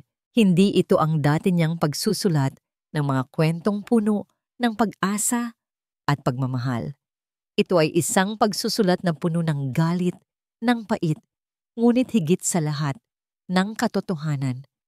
Isinulat niya ang lahat. Ang pagtataksil ni Dante, ang pagkaubos ng kanilang ipon, ang ipon na dapat sana ay para sa gamot ni Sinag, ang pagtatago nila sa silangan para sa kapayapaan, at ang kasalukuyang mga kasinungalingan na ipinapakalat ni Dante at ni Marikit. Ngunit hindi lang siya tumigil doon. Kasabay ng pagsusulat, naghahanap siya sa mga lumang files sa kanyang cloud storage. Ang mga sinaunang email ni Dante noong sila pa ay masaya pa, ang mga reseta ni Sinag, ang mga bank statement na nagpapakita ng withdrawal noong mga panahong iyon. Nahanap niya ang mga katibayan, ang mga hindi maitatangging ebidensya. Pinagtagpi niya ang lahat sa isang mahaba at detalyadong blog post. Pinamagatan niya ito, ang katotohanang hindi nila kayang itago. Habang isinusulat niya ang mga huling salita, naramdaman niyang tila may nabubuwal na pader sa kanyang loob. Ang mga luha ay dumaloy muli. Ngunit ngayon, hindi ito luha ng kahinaan, kundi luha ng pagpapalaya. Tapos na, mahinang sabi niya, ipapadala mo na ba? Tanong ni Kael. Ang tinig ay puno ng paghanga. Sa tapang ni Hiraya, tumango si Hiraya. Hinawakan niya ang kanyang mouse. Ang kanyang kamay ay nanginginig. Ngunit ang kanyang desisyon ay hindi natitinag. Pinindot niya ang publish. Sa loob ng ilang minuto, ang kanyang blog post ay nagsimulang kumalat na parang wildfire sa internet. Ang mga tao na dati ay humuhusga sa kanya ay nagsimulang magbasa, magulat, at unti-unting maniwala. Ang mga screenshots ng kanyang mga email, ang mga bank statements, ang mga orihinal na reseta ay nagbigay ng bigat sa kanyang mga salita. Ang mga komento ay nagsimulang dumagsa. OMG, totoo nga pala yung sabi niya. Naubos yung pera nila para sa gamot ng bata. Si Mr. Bughaw pala yung masama. Akala ko yung nanay. Grabe, ang tapang ni Hira. Lumaban siya gamit ang mga salita. Nasa isang lokal na kainan si Dante at Marikit. Naghahanda para sa isang victory dinner dahil sa balita na makukuha na nila si Sinag. Nang biglang tumunog ang cellphone ni Dante, isang article alert. Pagbukas niya, nanigas ang kanyang mukha. Ano to? Sigaw ni Dante. Itinapon ang telepono sa mesa. Napatingin sa kanya si Marikit, naguguluhan. Anong problema? Tanong ni Marikit. Si Hiraya, nilabas niya lahat. Galit na sabi ni Dante. Lahat ng kasinungalingan niya, binaliktad niya. Agad na kinuha ni Marikit ang sariling telepono at binuksan ang blog ni Hiraya. Nang mabasa nito ang mga katibayan, ang kanyang mukha ay nagbago. Mula sa pagtataka patungo sa pagkainis. Hindi maari. Sigaw ni Marikit. Sinasabi niya ang totoo. Sa kabilang banda, si Hiraya, kasama si Kael, ay tahimik na nakaupo sa kanilang beranda. Pinapanood ang mga komento na dumarami sa kanyang blog. Hindi pa tapos ang laban, alam niya iyon. Ngunit sa gabing iyon, sa gitna ng kadiliman, nagkaroon siya ng liwanag. Ang liwanag ng katotohanan na kanyang inilabas, na may pag-asang magbibigay daan sa isang mas maliwanag na bukas. Ang pagsabog ng katotohanan na inilunsad ni Hiraya sa kanyang blog ay nagdulot ng malaking alon ng pagbabago. Ang simpatya ng publiko, na dati ay nasa panig ni Dante at Marikit, ay biglang bumaligtad. Ang mga dating mambabasa na naniniwala sa kanyang mga kasinungalingan ay nagsimulang questionin ang kanilang sariling paniniwala. Para sa unang pagkakataon, sa loob ng 3 taon, naramdaman ni Hiraya ang isang uri ng tagumpay, isang maliit na liwanag sa gitna ng kanyang pinagdadaanan. Ngunit ang tagumpay na ito ay may kaakibat na napakalaking kapalit. Nang sumunod na linggo, habang naghahanda si Hiraya para sa isang mahalagang pagdinig sa korte tungkol sa guardianship ni Sinag, isang tawag ang dumating mula sa ospital sa Maynila. Si Sinag, na hindi naman daw talaga nagpapakita ng anumang malalang sintomas ng sakit sa puso mula nang lumipat sila sa silangan, ay biglang nakaramdam ng paninikip ng dibdib at hirap sa paghinga. Dinala ito sa ospital at ang diagnosis ng mga doktor ay tila isang masamang panaginip. Ang stress po mula sa kaguluhan, paliwanag ng doktor sa telepono, ang tinig ay seryoso. Naapektuhan ang kanyang puso. Kailangan niyang magpahinga ng mabuti at iwasan ang anumang uri ng matinding emosyonal na pagbabago. Napadiretso ng upo si Hiraya sa kanyang kinaupuan. Ang mga salitang yon ay bumagsak sa kanya na parang mga batong bumibigat sa kanyang dibdib. Naalala niya ang mga banta ni Dante, ang mga salita ni Marikit, ang artikulo sa tabloid, ang buong kaguluhan na nagmumula sa kanyang paglaban. Nasa isang pagdinig sa korte si Hiraya, ang kanyang puso ay bumibigat sa bawat sandali. Nakaupo sa tapat niya si Dante, ang mukha ay tila nananalo na. Katabi niya si Kael, ang kamay nito ay mahigpit na nakahawak sa kanyang kamay, isang tahimik na suporta. Ngunit kahit na ang presensya ni Kael ay hindi sapat para alisin ang bigat sa kanyang kalooban. Your Honor, nagsimula ang abogado ni Dante. Ang tinig ay puno ng kumpiyansa. Ang ating nasasakdal, si G. Bughaw, ay tunay na nagmamalasakit sa kanyang anak. Ito ay pinatutunayan ng kanyang pagnanais na makasama muli ang kanyang anak pagkatapos ng mahabang panahon. Sa kabilang banda, ang nagsasakdal, si G. Alcantara, ay nagpapakita ng pagtatago at paglabag sa karapatan ng ama. Bukod pa rito, ang kanyang pagiging public figure ngayon na nagbabahagi ng mga personal na kwento para sa kanyang blog ay nagdudulot ng matinding stress sa bata. Ang lahat ng ito ay nagpapalala sa kondisyon ng kanyang puso. Tumayo si Hiraya. Ang kanyang boses ay nanginginig. Your Honor, hindi po totoo yan. Mahal ko po ang anak ko. Ang lahat ng ginawa ko ay para sa proteksyon niya. Proteksyon? Ang abogado ni Dante ay tumawa. O para sa sarili mong kapakanan, Ganga Alcantara? Para sa kasikatan mo bilang manunulat? Dumating ang sandaling iyon. Ang punto kung saan lahat ng kanyang pinaghirapan ay tila nawalan ng saysay. Ang kanyang paglaban, ang kanyang katotohanan ay tila nasadlak sa putik ng mga kasinungalingan. Biglang pumasok sa kanyang isipan ang mga salita ng doktor. Ang stress po mula sa kaguluhan na apektuhan ang kanyang puso. Naramdaman niya ang pagdaloy ng malamig na pawis sa kanyang noo. Ang kanyang paglaban, ang kanyang paglabas ng katotohanan ay siyang naging dahilan para masaktan ang kanyang anak. Ang kanyang pagtatangkang protektahan si Sinag ay siya pa ngayong naglalagay dito sa panganib. Ipagpaliban po muna natin ang kaso, mahinang sabi ni Hiraya. Ang tinig ay puno ng pagkasira ng loob. Nagtakahan si Kael. Hira, anong nung sinasabi mo? Kailangan ko munang unahin si Sinag, patuloy ni Hiraya.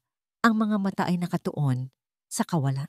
Ang lahat ng ito, ang pagharap, ang paglaban, masyadong mabigat para sa kanya.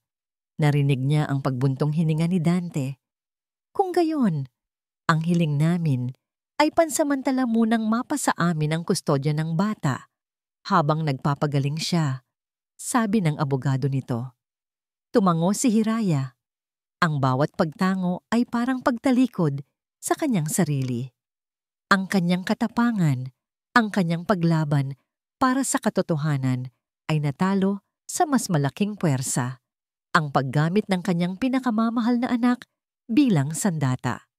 Nang matapos ang pagdinig, habang papalabas sila ng korte, nakita ni Hiraya si Dante na papalapit kay Sinag na kasama ni Kael. Sa unang pagkakataon, nakita ni Hiraya ang isang bahid ng pag-aalala sa mukha ni Dante habang tinitingnan ang kanyang anak. Ngunit ang pag-aalalang yon ay agad na palitan ng pamilyar na ekspresyon ng pagkaangkin. Sinag, anak, sabi ni Dante. Ang tinig ay malambing. Halika na. Sa bahay tayo ng papa. Pupunta. Mas magiging mabuti ang pakiramdam mo doon. Tumakbo si Sinag papunta kay Dante. Ang mga mata ay puno ng pagkalito at takot. Nakita ni Hiraya ang pag-aalinlangan sa mukha ng kanyang anak. Ngunit ang hirap sa paghinga nito ang nagtulak sa kanya na umatras. Hira. Tawag ni Kael. Ngunit hindi na niya kayang tumingin kay Kael. Ang pagkabigo ay napakalaki. Naramdaman niya ang paghawak ni Dante sa kamay ni Sinag. Ang kamay na minsan ay nagbigay sa kanya ng init, ngayon ay kukuha sa kanyang pinakamahalagang yaman. Sa pagkakataong ito, hindi siya lumaban. Bumigay siya. Nang sila ay papalayo na, tumingin si Dante kay Hiraya. Isang tingin na walang tagumpay, walang awa. Tanging kawalan. Naiwan si Hiraya na nakatayo roon. Hawak ang kamay ni Kael. Ang kanyang mundo ay muling bumagsak. Ang kanyang paglaban ay nauwi sa wala. Ang kanyang anak ay kinuha sa kanya. At ang dahilan ay ang mismong pakikipaglaban niya. Sa sandaling iyon, naramdaman niyang nawala ang lahat. Ang bawat araw na lumipas matapos ang pagdinig sa korte ay tila isang malalim na hukay para kay Hiraya. Ang pagkawala ni Sinag ay nag-iwan ng isang malaking kawalan sa kanyang buhay. Isang kawalan na hindi kayang punan ng anumang bagay. Ang kanyang paglaban, ang kanyang pag-asa, ay tila nauwi sa wala. Ngunit sa kabila ng lahat ng ito, may isang bagay na hindi nawala. Ang kanyang paninindigan sa katotohanan.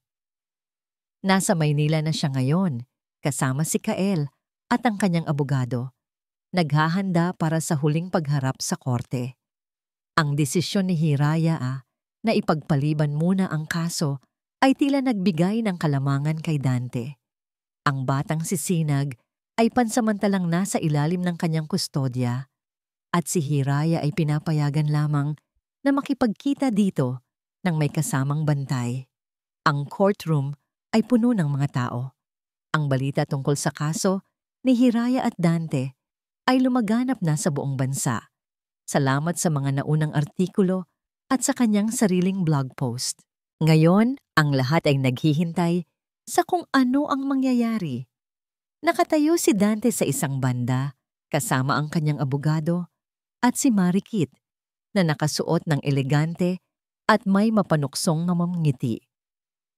Sa kabilang banda, naroon si Hiraya kasama si Kael na tila isang matibay na tanod at ang kanilang abogado, si Attorney Reyes, isang babaeng kilala sa kanyang talas sa pagdinig. Ang aming kliyente, si Jieng Bughao, ay naninindigan na ang bata ay mas magiging ligtas at maaalagaan sa kanyang piling, simulang pahayag ng abogado ni Dante. Ang pagtatago ni Jieng Alcantara sa bata at ang kanyang paglahok sa mga kontrobersyal na online activities ay malinaw na nagpapakita ng kanyang kawalan ng kakayahang magbigay ng tamang gabay sa bata, lalo na sa ilalim ng kasalukuyang kalagayan ng kalusugan nito. Naramdaman ni Hiraya ang paghawak ni Kael sa kanyang kamay, isang tahimik na pagpapaalala na hindi siya nag-iisa. Tumayo siya, handang ipagtanggol ang kanyang sarili. Your Honor, nagsimula si Hiraya. Ang kanyang tinig ay nanginginig sa simula, ngunit unti-unting tumatag. Ang lahat ng aking ginawa ay para sa proteksyon ni Sinag. Ang pagtatago ko sa kanya ay dahil sa pangamba ko sa mga plano ni Dante. Ang mga kontrobersyal na online activities na binabanggit nila ay ang aking paraan para ibunyag ang katotohanan na itinago ni Dante sa lahat. Inilabas ni Attorney Reyes ang mga dokumento na kanilang inihanda, mga kopya ng mga email ni Dante na nagpapakita ng kanyang pagtanggi na bayaran ang gamot ni Sinag, mga bank statement na nagpapatunay na naubos ang kanilang ipon, at ang mga screenshots ng mga chat nila ni Marikit na nagpapakita ng kanilang relasyon noong panahong yon. Your Honor, pahayag ni Attorney Reyes, ang aming kliyente ay hindi nagtago sa kanyang responsibilidad bilang ina. Ang kanyang ginawa ay ang pagprotekta sa kanyang anak mula sa isang ama na mas pinahalagahan ng pera at ang kanyang reputasyon kaysa sa kalusugan at kapakanan ng sarili niyang anak. Ipinakita rin ni Attorney Reyes ang mga pahayag mula sa mga doktor ni Sinag na nagpapatunay na ang kondisyon ng bata ay panandalian lamang at nagugat sa stress, hindi sa pangmatagalang karamdaman. Ang mga pahayag na ito ay direktang sumasalungat sa mga aligasyon ng abogado ni Dante. Naramdaman ni Hiraya ang pagbabago sa himpapawid. Ang dating kumpiyansa sa panig ni Dante ay tila naglalaho. Ang mukha ni Marikit ay tila nababahala. At maging si Dante ay nagpakita ng bahid ng hindi pagkakaintindi. Your Honor, nagsimula ang abogado ni Dante, tila naghahanap ng bagong atake. Mayroon din kaming ebidensya na si Jieng Alcantara ay ginagamit ang kanyang anak para sa kanyang sariling kasikatan. Ang kanyang blog na naglalaman ng mga personal na detalye tungkol sa kanilang buhay ay naglalayong manipulahin ng publiko at makuha ang simpatiya ng korte. Tumayo si Hiraya, ang tinig ay malinaw at matatag. Your Honor, ang aking blog ay hindi para sa kasikatan. Ito ay para sa katotohanan. Ito ay para sa mga babaeng tulad ko na dumaan sa hirap at naghahanap ng pag-asa. At kung ang pagbabahagi ko ng aking karanasan ay makakatulong sa iba, hindi ko ito pagsisisihan. Pagkatapos, isang mahalagang saksi ang tinawag, si Sinag. Nang makapasok si Sinag sa courtroom kasama si Kael, na tila isang anino sa tabi nito, napatingin ang lahat sa bata. Si Sinag ay nakasuot ng isang simpleng damit. Ang muka ay mapayapa, ngunit may bahid ng kalituhan. Sinag, Mahinang tanong ng judge. Ang tinig ay puno ng pag-unawa. Alam mo ba kung bakit tayo naririto ngayon? Umiling ang bata. Gusto mo bang makasama ang papa mo o ang mama mo? Tanong ng judge. Tumingin si Sinag kay Dante, pagkatapos ay kay Hiraya. Naramdaman ni Hiraya ang pagtibok ng kanyang puso. Ano ang isasagot ng kanyang anak? Ang anak na nalilito pa rin sa sitwasyon. Lumapit si Sinag kay Hiraya at hinawakan ang kamay nito. Mama, mahinang sabi ng bata. Gusto ko pong umuwi. Sa bahay natin. Kasama si Mama. Ang mga salitang yon ay tila isang malakas na dagundong sa buong courtroom na patingin ang lahat kay Hiraya na hindi mapigilang mapaluha. At si Tito Kael, dagdag ni Sinag, sabay tingin kay Kael nang ngumiti dito. Gusto ko po silang dalawa. Napalitan ng pilit ng ngiti ang mukha ni Dante. Nakita ni Hiraya ang pagkawala ng anumang bakas ng tagumpay sa kanyang mga mata. Sa huli, pagkatapos ng mahabang pagdinig at pagtutok sa mga ebidensya, nagbigay ng kanyang desisyon ang judge. Ang kanyang mga salita ay tila isang hatol na magpapabago sa buhay ng lahat. Matapos ang masusing pagsusuri sa mga ebidensyang iprinisenta at sa mismong pahayag ng batang si Sinag, ipinagkakaloob ng korte ang pansamantalang kustodya kay Jengan Hiraya Alcantara na may kasamang mahigpit na kondisyon na panatilihin ang bata sa isang payapang kapaligiran at iwasan ang anumang bagay na magdudulot ng stress dito. Isang malakas na palakpak ang sumabog sa courtroom. Naramdaman ni Hiraya ang paghawak ni Kael sa kanyang kamay. Ang kanyang mga mata ay puno ng pasasalamat. Lumapit si Sinag sa kanya at niyakap siya ng mahigpit. Tumingin si Hiraya kay Dante. Ang dating asawa niya ay nakatayo roon, talo. Ang muka ay puno ng galit at kahihiyan. Sa tabi nito, si Marikit ay halatang hindi makapaniwala. Ang kanilang plano, ang kanilang mga kasinungalingan ay nabunyag lahat sa liwanag ng katotohanan. Ang paghatol ay hindi lamang tungkol sa kustodiya. Ito ay tungkol sa pagkilala sa katotohanan na ipinaglaban ni Hiraya. Ito ay isang hakbang patungo sa paghilom, isang hakbang patungo sa isang mas maliwanag na kinabukasan. Ang hatol ng korte ay tila isang malakas na simoy ng hangin na nagtulak palayo sa kadiliman na bumalot sa buhay ni Hiraya. Ang pansamantalang kustodya kay Sinag ay hindi lamang isang legal na desisyon, kundi isang pagkilala sa katotohanang ipinaglaban niya. Ngunit ang tunay na kasiyahan ay hindi lamang sa pagkabawi ng kanyang anak, kundi sa pagtatapos ng isang mahabang paglalakbay sa gitna ng mga kasinungalingan. Nakatayo siya sa labas ng courtroom, kasama si Kael at si Sinag. Ang kanyang anak ay mahigpit na nakayakap sa kanya. Ang mukha ay nakasiksik sa kanyang balikat, tila nahihiya ngunit masaya. Ang mga luha sa kanyang mga mata ay hindi na luha ng sakit, kundi luha ng pasasalamat. Tumingin siya kay Kael na nakangiti sa kanya. Ang mga mata ay puno ng paghanga at pagmamahal. Nagtagumpay ka, Hira. Bulong ni Kael. Lagi kong alam na kaya mo to. Ngumiti si Hiraya. Ang mga mata ay puno ng pasasalamat. Ang pagkakaroon ni Kael sa kanyang tabi sa buong prosesong ito ay isang biyaya na hindi niya malilimutan. Ang lalaking ito, na minsan ay isang estranghero lamang, ay naging kanyang sandigan, kanyang lakas. Sa di kalayuan, nakita niya si Dante at Marikit. Nakatayo sila roon, magkahiwalay. Ang mga mukha ay puno ng pagkatalo. Ang dating kumpiyansa ni Dante ay napalitan ng kawalan. Ang makulay na damit ni Marikit ay tila hindi na kasing ningning. Lumapit si Marikit kay Dante. Ang tinig ay tila pagod at puno ng pagsisisi. Dante, tapos na tayo. Hindi na ito gagana. Ako'y pagod na. Naramdaman ni Hiraya ang paglamig ng kanyang puso. Ngunit hindi na ito ang sakit na nararamdaman niya dati. Isa na lamang itong malayong alaala. Tinitingnan niya ang dalawang taong naging dahilan ng kanyang pagdurusa at sa halip na galit, nakaramdam siya ng awa. Hindi mo na kailangang magtago, Dante.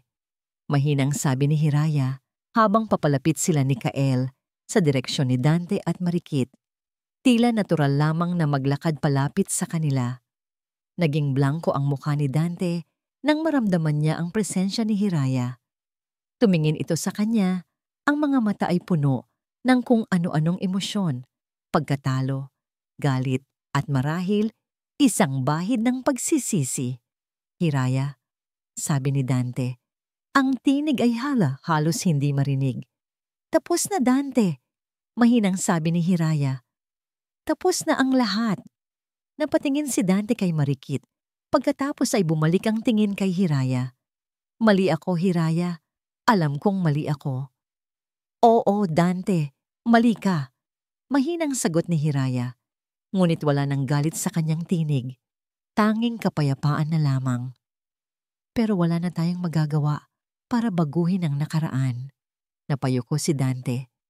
Ang kanyang pagkalugi sa negosyo, ang pagkabigo sa kaso, ang pagtalikod ni Marikit. Lahat ng yon ay tila bumagsak sa kanya ng sabay-sabay. Ang mga pangarap na binuo niya sa mga kasinungalingan ay gumuho na.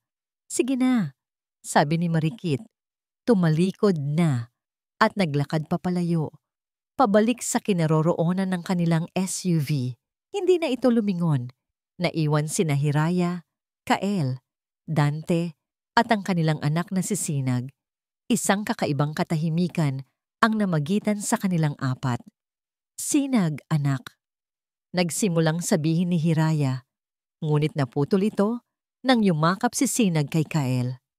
Napatingin si Hiraya kay Kael. At doon, sa gitna ng lahat ng ito, sa gitna ng pagkatalo ng kanyang nakaraan, nakita niya ang kanyang hinaharap, ang kanyang tunay na pag-asa. Lumuhod si Kael sa harap ni Sinag at ni Hiraya.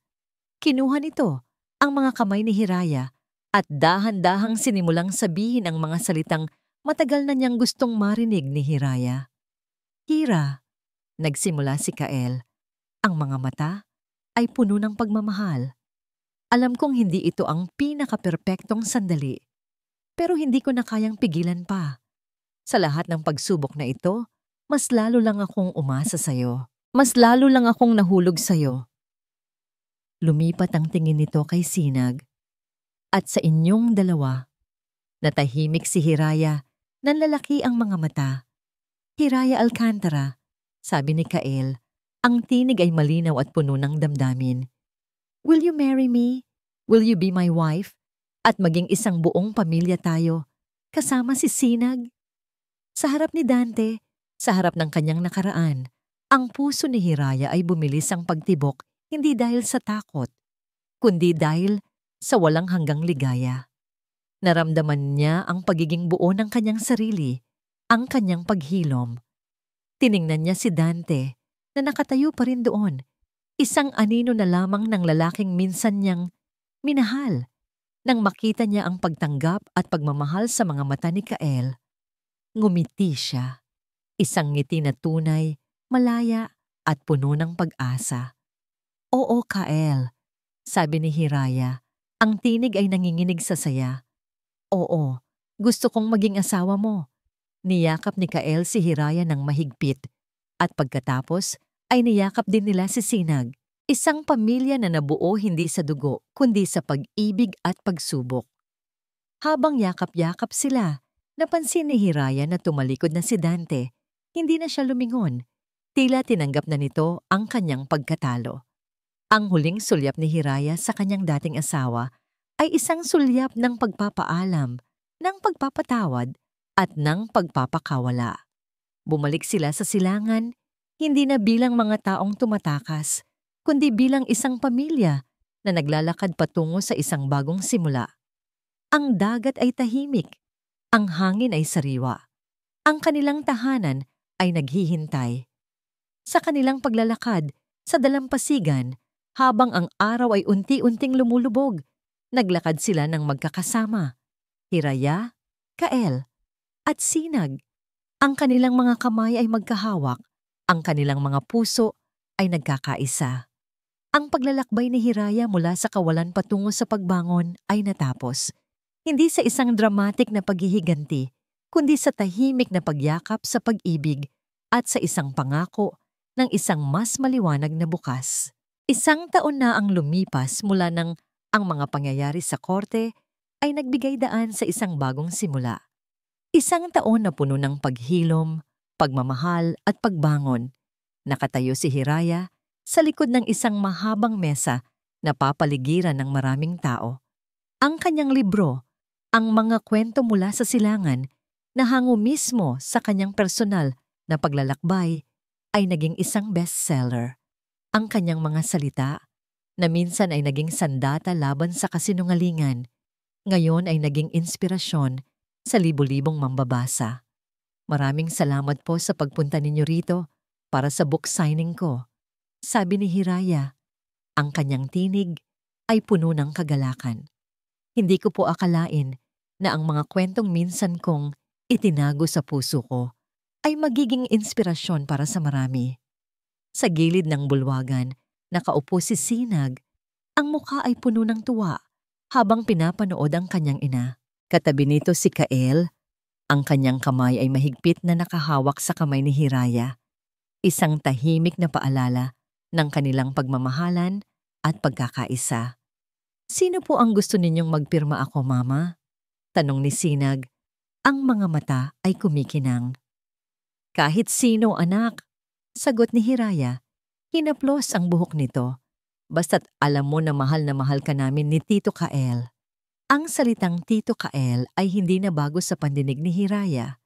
Matagal na itong naging Papa Kael para kay Sinag at ang pagmamahal na ipinapakita nito sa bata ay higit pa sa inaasahan ni Hiraya. Sila na ngayon ang tunay na pamilya.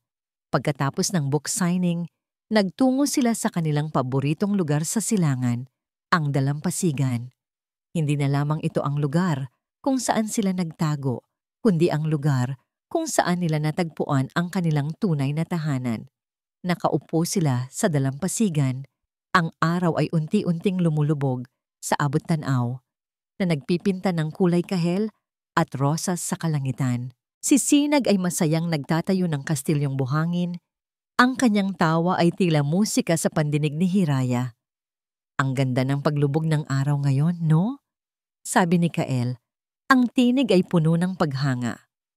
Tumango si Hiraya. Oo, parang pag-asa. Ang lahat ng pinagdaanan natin, Hira. Sabi ni Kael. Hinawakan ng kamay ni Hiraya. Ang lahat ng sakit at pagsubok, lahat ng yon ay nagdala sa atin dito. Naramdaman ni Hiraya ang init ng kamay ni Kael. Ang kamay na yon ay kasama niya sa lahat ng hirap at ngayon ay kasama niya sa lahat ng ligaya. Alam mo, naaalala ko pa noon. Nagsimulang magkwento si Hiraya. Ang tinig ay puno ng emosyon. Noong unang beses akong nagtungo dito, takot ako noon. Hindi ko alam kung ano ang mangyayari, pero dito ko natagpuan ang lakas na hindi ko alam na meron pala ako. At ang lakas na yon, ang nagdala sa'yo sa amin, sabi ni Kael. Ngumiti ito. Hindi ka na mag-isa, Hira. Hindi na kayo mag-isa ni Sinag. Niyakap ni Hiraya si Kael at kasama si Sinag na tumakbo palapit sa kanila. Naramdaman niya ang kumpletong paghilom. Ang mga sugat ng nakaraan ay hindi na masakit. Ang mga alaala ng pagdurusa ay naging mga aral na nagpatatag sa kanya. Mahal ko kayong dalawa, bulong ni Hiraya. Ang mga salita ay may kasamang luha ng saya. Mahal ka rin namin, Mama, sagot ni Sinag. Ang kanyang tinig ay puno ng purong pagmamahal. Habang patuloy nilang pinapanood ang paglubog ng araw, isang bagong liwanag ang nagsimulang sumilay sa abot-tanaw. Ang araw na yon ay hindi lamang paglubog ng araw, kundi isang pangako ng isang bagong umaga. Isang bagong simula para sa kanilang pamilya. Sa tahimik na bayan ng Silangan, ang kanilang kwento ay hindi nagtapos sa paghihiganti o sa pagkapanalo ng isang kaso. Nagtapos ito sa pagkatuklas ng tunay na pagmamahal ng pagpapatawad, hindi lamang sa iba, kundi sa sarili, at ng pagbuo ng isang pamilya na mas matibay pa sa anumang unos. Ang kanilang kwento ay isang patunay na kahit sa gitna ng kadiliman, ang pag-asa at pagmamahal ay palaging may paraan upang makahanap ng kanilang sariling bagong silangan. At dito nagtatapos ang kwento ni Hiraya at Kel at ng kanilang muling nabuong pamilya. Mahal na mahal naming mga tagapakinig, sa bawat pahinang aming binuklat, sa bawat emosyong aming ibinahagi, naroon kayo. Kasama ninyo kaming umiyak, tumawa, at umasa. Ang paglalakbay na ito ni Hiraya at Kel ay hindi lamang isang kwento.